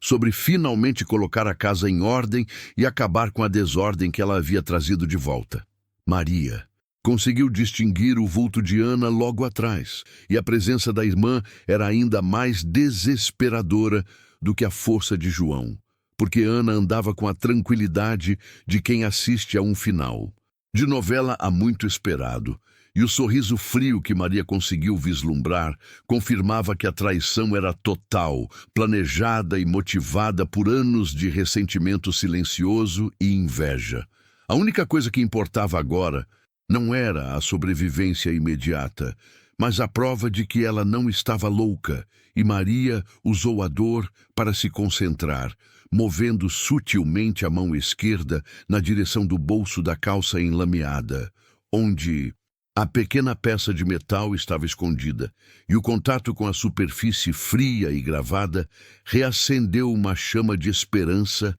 dentro do seu peito. Eles pararam abruptamente na entrada de um quartinho de despejo que parecia ter sido a lavanderia antiga, e João a jogou no chão de cimento frio com uma força desmedida, e a queda rasgou a pele do seu braço, mas o barulho deu a Maria o segundo de que precisava para se reagrupar e preparar o próximo passo. João se virou para fechar a porta pesada, trancando a saída com um ruído seco e metálico que ecoou no cômodo vazio. E nesse momento de distração, Maria rolou para o lado, sentindo que precisava tirar o objeto do bolso imediatamente, porque se ele a encontrasse ali, tudo estaria perdido. E o tempo estava se esgotando rapidamente. O objeto que ela segurava era mais do que um mero pedaço de metal usado para abrir portas. Era um pequeno chaveiro, um presente que José havia dado a ela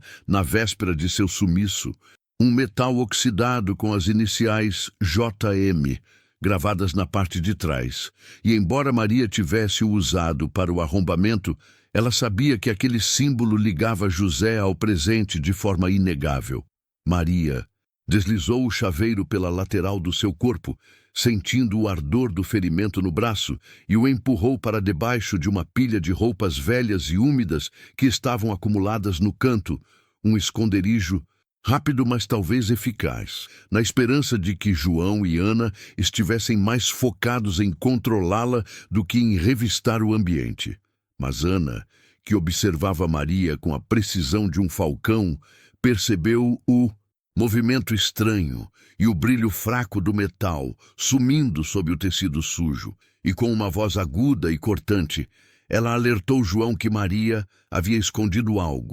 algo que pertencia ao passado e que ela não queria que fosse visto. João se virou com a face distorcida pela fúria, os olhos arregalados, e a raiva deu lugar a um pavor súbito e incontrolável quando ele entendeu que o objeto que Maria tinha escondido poderia ser a prova de algo muito mais grave do que apenas a invasão de Maria. E ele avançou, agarrando-a pelos cabelos e forçando-a a ajoelhar. Não era o chaveiro em si que o assustava, mas sim o que ele representava, porque o chaveiro com as iniciais era o mesmo que José havia usado para marcar um ponto específico no quintal, o lugar exato onde ele havia enterrado a verdade sobre o outro José, o segredo que João achava que só ele e Ana conheciam. João arrancou a pilha de roupas com um movimento brusco, encontrando o pequeno metal gravado,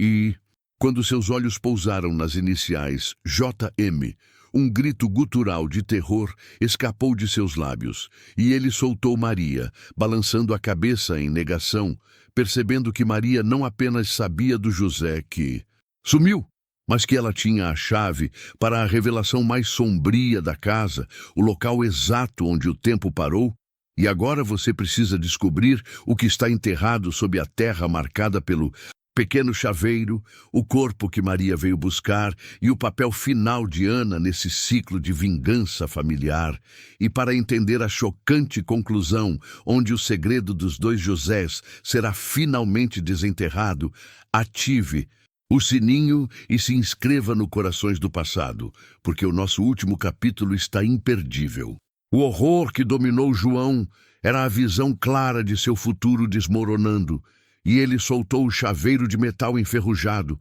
que caiu no chão de cimento com um som patético, e ali, curvado em desespero, ele entendeu que Maria não era apenas uma invasora, mas a justiceira implacável que o tempo havia enviado para cobrar a dívida mais antiga e sangrenta da família. Ana, no entanto, não demonstrou medo. Apenas a mais pura frustração pela incompetência de João, e ela o chutou levemente para tirá-lo do caminho, assumindo o controle da situação com uma frieza que sempre a definira, e ela olhou para Maria com um escárnio cruel, sabendo que a única forma de salvar a si mesma agora era eliminar a prova e Maria juntas, sem hesitação. Maria se levantou cambaleante, sentindo a dor excruciante no braço e nas costelas. Mas a visão daquele chaveiro, que era a prova material de sua vingança, a encheu de uma força sobrenatural,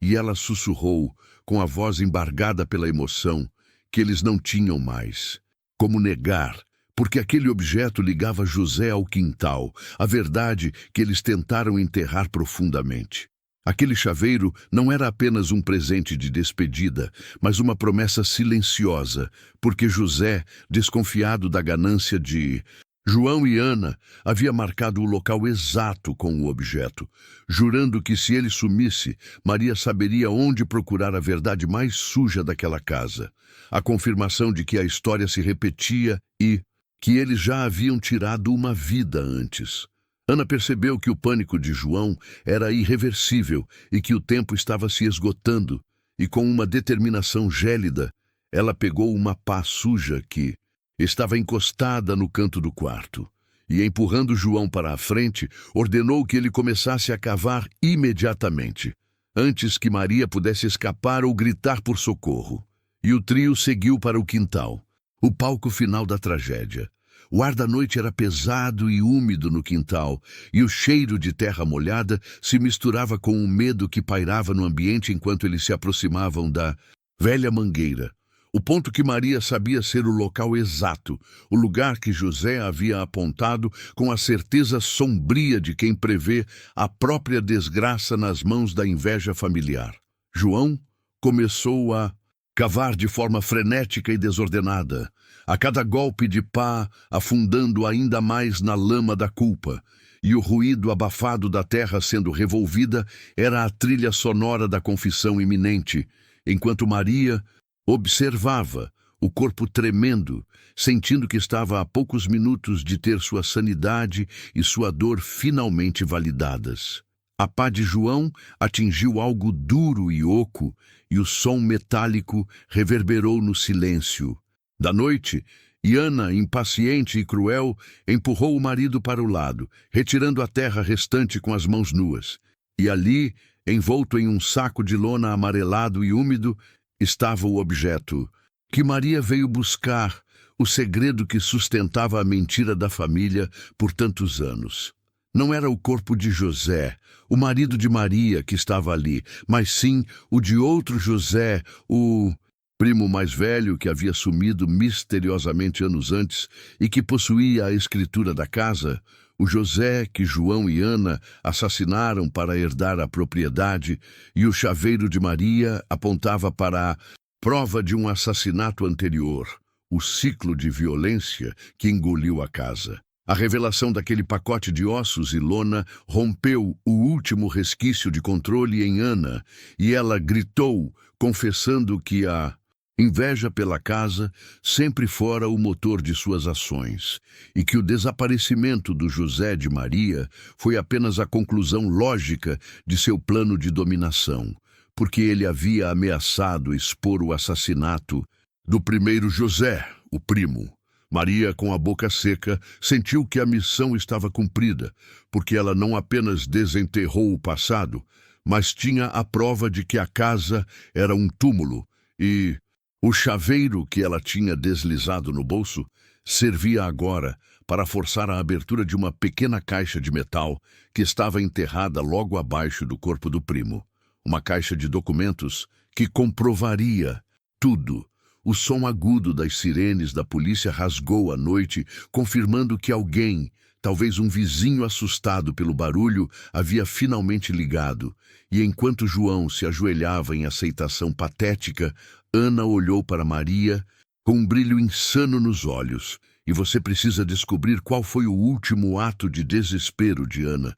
se ela tentou fugir ou se ela decidiu levar Maria e a casa inteira para o inferno com ela, e para ver o que a mulher mais cruel da trama fez nos minutos finais, você precisa ativar o sininho e se inscrever no Corações do Passado, porque o nosso próximo episódio vai desvendar o desfecho desse crime que chocou a família. O brilho insano nos olhos de Ana não era apenas raiva ou medo, era a aceitação total e gélida de que o mundo dela, construído sobre mentiras e sangue, estava desmoronando. E enquanto o som das sirenes se aproximava, ela fez o cálculo rápido e macabro de que a fuga era impossível, e se ela não podia ter a casa e a liberdade, Maria também não teria a paz e, muito menos, a prova que acabaria com a vida dela e de João na prisão. Naquele instante de desespero abjeto, Ana desistiu de João, que estava ajoelhado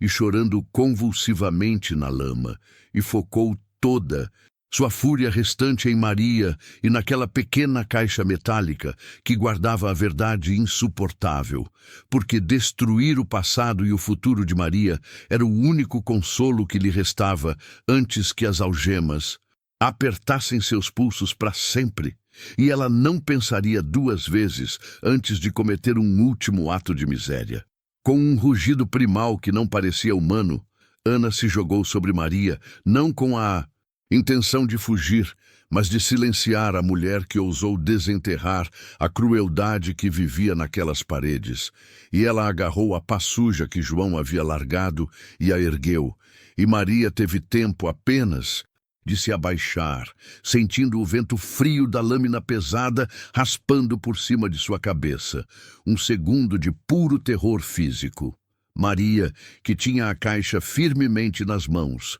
sabia que a luta não era mais pela vida de José ou pela honra, mas sim para proteger aquele objeto enferrujado, o único elo com a justiça, e ela rolou no chão úmido, afastando-se do ataque violento, enquanto Ana a perseguia com uma ferocidade descontrolada, a inveja de uma vida inteira se concentrando naquele instrumento de metal. João, alheio ao drama final das duas mulheres, continuava a soluçar pateticamente, um retrato da covardia e da ganância destruída, e ele era apenas uma figura sombria, um fantasma que seria arrastado para a escuridão. E o foco estava todo na batalha silenciosa e mortal entre Ana, a arquiteta da desgraça, e Maria, a vingadora que havia voltado para casa. A pá de Ana atingiu o ombro de Maria com uma força brutal, fazendo-a gemer e soltar o aperto na caixa,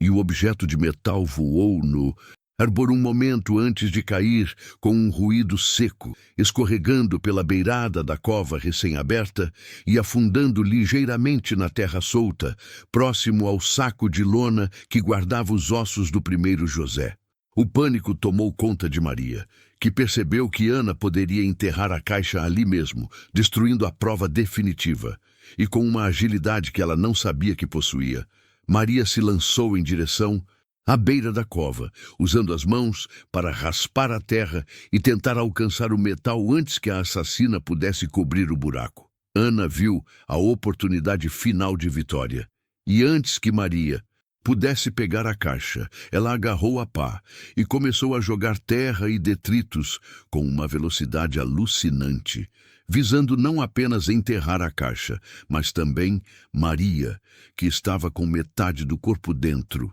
do buraco, lutando desesperadamente para segurar o documento que provaria toda a história. O cheiro de terra, sangue e medo enchia o ar. E no exato momento em que Ana levantava a pá para desferir um golpe fatal na cabeça de Maria, as luzes de um carro de polícia cortaram o escuro do quintal, varrendo o cenário macabro com um feixe branco, congelando o movimento das duas mulheres em um quadro de horror e loucura. A porta do carro abriu-se com um rangido e a voz seca e autoritária de um policial ecoou, gritando para que parassem imediatamente, e a presença da lei quebrou o feitiço de Ana, que hesitou por um segundo, tempo suficiente para Maria puxar a caixa para fora da cova e se arrastar para a segurança, protegendo o objeto contra o peito. Ana largou a pá na lama, o som metálico e frustrado de sua derrota,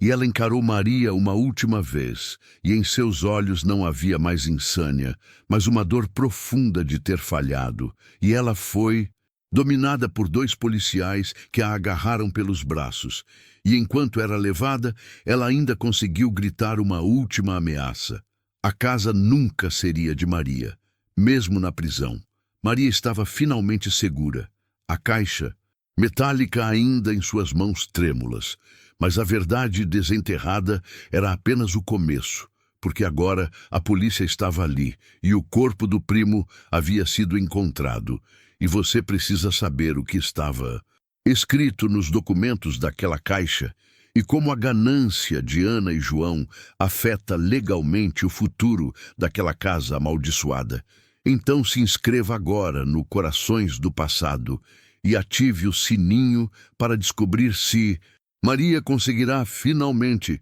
se livrar das garras daquela casa no próximo capítulo bombástico. As sirenes foram substituídas pelo som seco da terra sendo revirada pelos peritos. E a cova aberta no quintal era a prova física de que Maria não estava louca e que a verdade tinha um preço alto, medido em sangue, lágrimas e anos de mentiras, e a presença da polícia ali, iluminando cada detalhe macabro com seus holofotes, era o atestado de falência moral de uma família consumida pela ganância. Maria, sentada na varanda, tremia incontrolavelmente, não apenas pelo frio da madrugada, mas pela exaustão e pela adrenalina, abraçando a caixa enferrujada contra o peito, como se fosse o último resquício de sanidade em meio ao caos. Mas havia uma urgência maior do que o descanso, e ela precisava saber o que havia naqueles papéis que custaram a vida de seu primo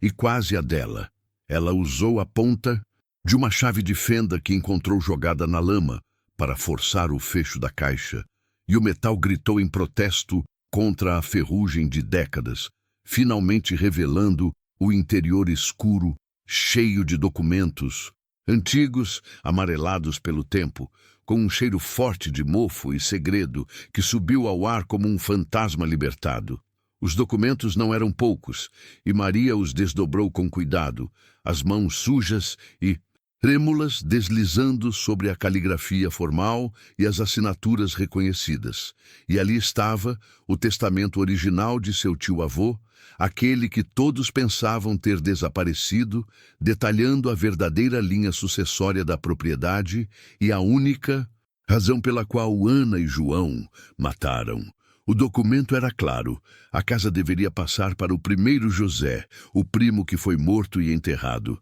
mas apenas com uma cláusula específica que impedia a venda ou a transferência por um período de 20 anos. Uma proteção antiga que o patriarca criou para garantir que a casa ficasse na família por gerações e não fosse dilapidada pela ambição imediata dos herdeiros. Ana e João, ao descobrirem essa cláusula que impediria que eles transformassem a propriedade em dinheiro rápido, arquitetaram o crime perfeito, eliminando o herdeiro legítimo e falsificando um novo testamento que lhes dava controle imediato da casa e das terras. A revelação caiu sobre Maria como um peso, e ela compreendeu que toda a miséria, as brigas e o ressentimento que a afastaram de casa não eram por ciúmes, de bens superficiais, mas por um erro de cálculo. Uma mentira documentada que, agora desenterrada, colocaria Ana na cadeia pelo resto da vida.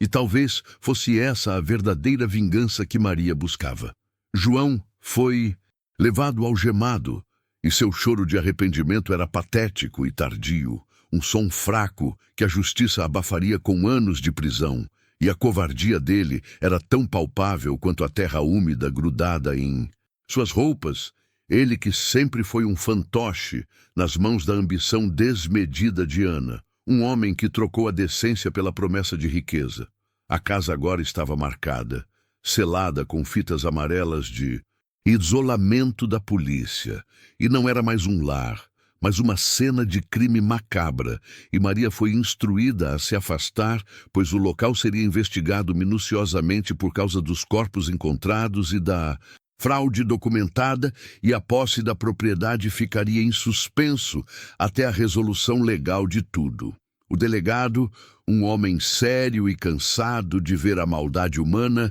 garantiu a Maria que a justiça seria feita e que os papéis eram fortes, mas a cadeia de custódia e a complexidade dos crimes exigiam tempo e burocracia, e o destino da casa estava novamente incerto, pendurado na teia fria do sistema judicial. Maria observou a casa, iluminada pelas luzes azuis e vermelhas das viaturas, e a estrutura parecia pulsar com uma energia negativa. E ela entendeu que, mesmo que a lei a declarasse a legítima proprietária, aquela casa já tinha cobrado demais dela, exigindo sacrifícios que nenhuma riqueza poderia pagar, tornando a vitória amarga e vazia. A verdade desenterrada trazia consigo não apenas a justiça para José, mas também a lembrança, vívida da razão pela qual Maria fugiu anos atrás, uma culpa que ela carregava e que a casa jamais permitiu que fosse esquecida, um segredo envolvendo uma escada e uma discussão acalorada que resultou na morte de sua mãe, e o peso da tragédia familiar sempre a empurrou para longe. A volta para casa não havia curado as feridas, mas as havia aberto em carne viva, e Maria se viu diante do dilema final: aceitar a herança manchada de sangue e tentar reconstruir a vida naquele local maldito, convivendo com fantasmas e memórias, ou virar as costas para o passado de uma vez por todas, vendendo a casa e enterrando as lembranças definitivamente em algum lugar que a dor não pudesse alcançar. Ela sentiu um calafrio, e não era do vento frio da noite, mas da sensação de que a casa, mesmo vazia e cercada pela polícia, ainda a observava. E o sussurro que ela ouviu, vindo da janela do quarto de Ana, não era de derrota, mas de promessa. Maria poderia ter a escritura e a posse, mas o espírito da casa ainda pertencia à escuridão, e o mal ali alojado não seria expulso tão facilmente. O que Maria fará com a casa que a destruiu e tirou tudo dela? A vingança está completa, mas a libertação ainda não. E o próximo capítulo trará a decisão que vai mudar a vida dela para sempre e revelar o mistério final que a casa guardava. Então, clique no gostei e se inscreva agora no Corações do Passado para não perder o desfecho desta história de ganância e mistério que só cresce. Maria se afastou da cena de crime sob o olhar cauteloso dos policiais. E a noite engoliu o som das sirenes e o brilho das luzes intermitentes, deixando para trás o vazio ensurdecedor da justiça, que finalmente chegava, mas que parecia tardia demais para curar a alma. E ela se refugiou num motel simples na beira da estrada, um lugar anônimo e limpo, que contrastava dolorosamente com a podridão emocional que ela acabara de desenterrar na velha propriedade. O silêncio do quarto de motel era mais opressor que o tumulto da noite, e Maria sentiu o peso da herança que estava prestes a receber, a fardo feito de mentiras e sangue, e percebeu que, embora Ana e João estivessem atrás das grades, a libertação que ela esperava ainda não havia chegado, pois a casa continuava a projetar sua sombra sobre ela, exigindo o acerto de contas final, aquele que envolvia não o dinheiro, mas a culpa. O verdadeiro veneno que Maria precisava encarar era a morte de sua mãe. O acidente que ela tentou disfarçar, por anos como fatalidade, mas que era, na verdade, o resultado de uma briga explosiva e da pressão que a jovem Maria sentiu no ápice de uma discussão sobre dinheiro e a iminente falência da família, e o empurrão acidental no topo da escada jamais saiu de sua memória, um segredo que a casa guardava tão bem quanto o corpo de José. A vingança contra Ana era apenas um desvio, uma cortina de fumaça para adiar o confronto com a própria consciência. E agora que os vilões estavam neutralizados, Maria estava sozinha com o fantasma de sua mãe e a pergunta inevitável: o que fazer? Com a casa que a transformou em fugitiva e assassina acidental, um local que cheirava a ressentimento e traição, e que não lhe oferecia paz, mas apenas o eco amplificado de sua própria dor. Ela pensou em vender tudo, transformar a terra maldita em dinheiro limpo e começar uma nova vida longe do Brasil, onde ninguém soubesse seu nome nem a história de sua família. Mas a ideia de deixar que outra pessoa tomasse posse daquele lugar, sem purificá-lo ou entender o mal que ali residia, parecia uma traição final, como se ela estivesse passando a maldição adiante. Enquanto revisava uma caixa de itens pessoais que a polícia havia liberado da casa antes de lacrá-la totalmente, Maria encontrou no fundo, embrulhado em um lenço velho de seda que pertencia à sua mãe, um objeto estranho, pesado e frio que não pertencia ao seu passado recente, e a curiosidade súbita afastou a exaustão que a consumia. Era uma chave antiga, de ferro maciço e com um design intrincado que sugeria que ela abria algo muito mais significativo que uma simples porta ou gaveta. E Maria imediatamente soube que ela não encaixava na fechadura principal da casa, pois era grossa demais, e o metal exalava um cheiro de mofo e terra, como se tivesse ficado enterrada por anos. O coração de Maria disparou, e a sensação de que a casa ainda não havia revelado seu último segredo a atingiu com força, e ela percebeu que talvez José, ou até mesmo sua mãe antes de morrer, mantivesse um esconderijo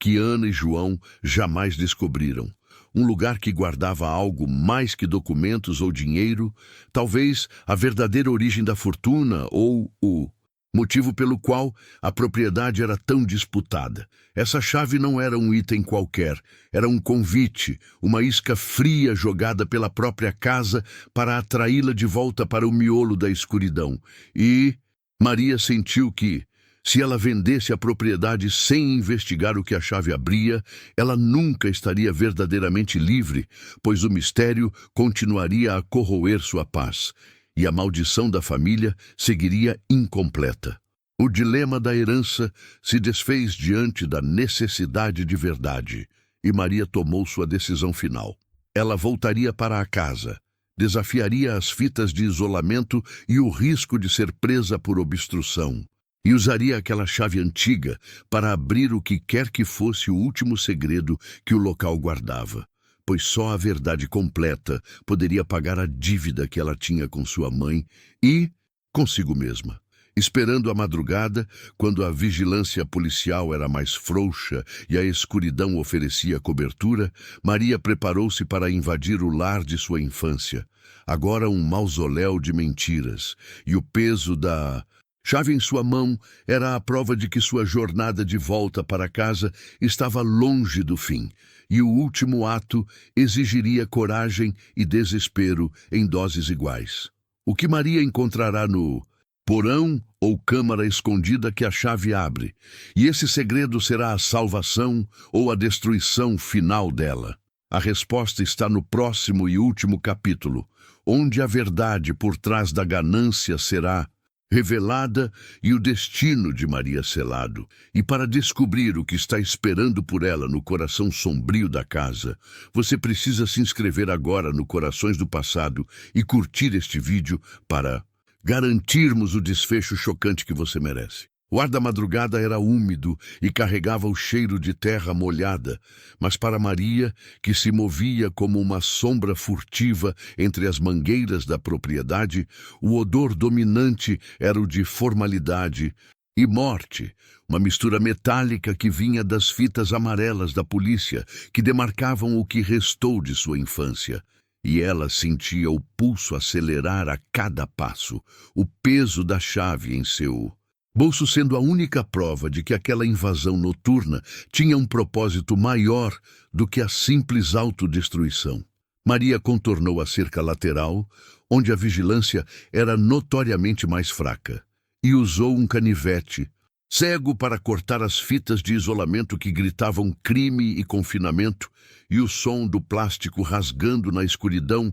era ensurdecedor em sua cabeça, forçando-a a engolir o pânico enquanto deslizava pela porta da cozinha arrombada, entrando no silêncio da casa que parecia sugar todo o som ambiente, transformando-o em um eco de mágoas passadas. Lá dentro, a casa estava fria e estéril, despojada de qualquer calor humano pela investigação policial que revirou cada canto. Mas Maria podia sentir o fantasma de sua mãe pairando sobre a sala de estar, um lamento silencioso que a guiava e a condenava ao mesmo tempo. E ela usou a lanterna do celular para iluminar os cômodos vazios, buscando o local que exalava o mesmo cheiro de mofo e terra que envolvia a chave antiga. A intuição gritou: o subsolo, o lugar que as crianças eram proibidas de visitar, um porão úmido e esquecido que servia como depósito de tudo que a família queria esconder,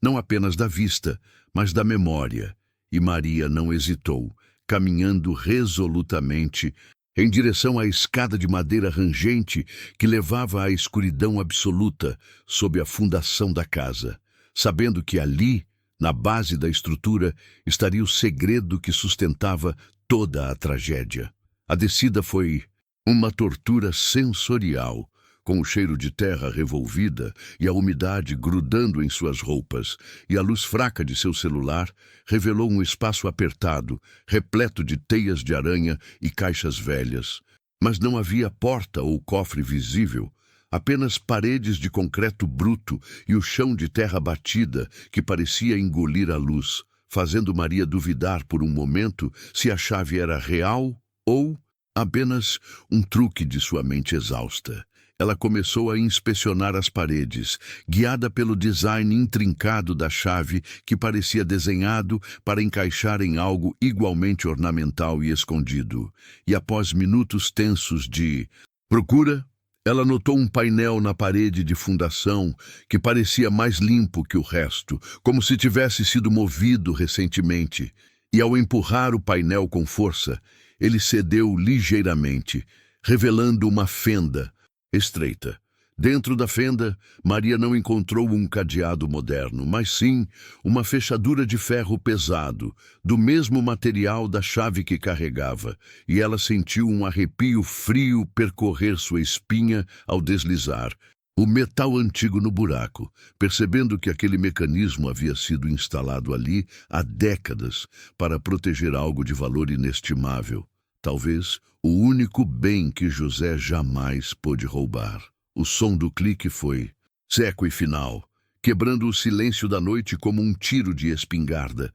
e o painel de concreto deslizou para o lado com um rangido assustador, revelando uma câmara pequena e selada, um espaço seco e surpreendentemente limpo que contrastava com o porão sujo, um esconderijo que não era feito para armazenar vinho ou tranqueiras, mas para guardar a verdade nua e crua. A câmara era fria, e o cheiro ali era de papel velho, tinta seca e algo mais doce, quase como o perfume de jasmim. E dentro, Maria encontrou não ouro ou joias, mas pilhas organizadas de caixas de metal e diários encadernados em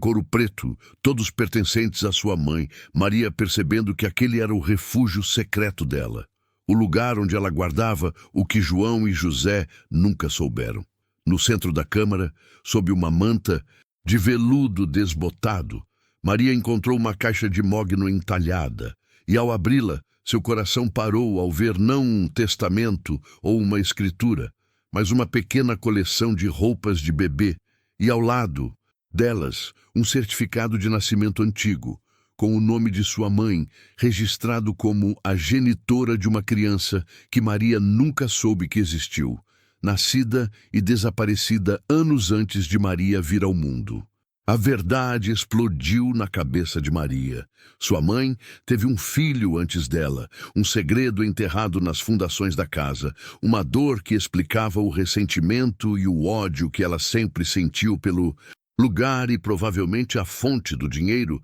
que José conseguiu extorquir. E Maria percebeu que sua mãe não havia apenas fugido da dor, ela havia criado o segredo que a todos destruiu, inclusive a si mesma. O que o diário da mãe de Maria revela sobre este primeiro filho e a ganância que o fez desaparecer, e como essa revelação final inocenta ou condena Maria pelos crimes que cometeu em nome de sua família. Para descobrir o que Maria lerá nos diários e o destino chocante do bebê perdido, você precisa se inscrever agora no Corações do Passado e curtir este vídeo para garantirmos o final de tirar o fôlego que você tanto aguarda.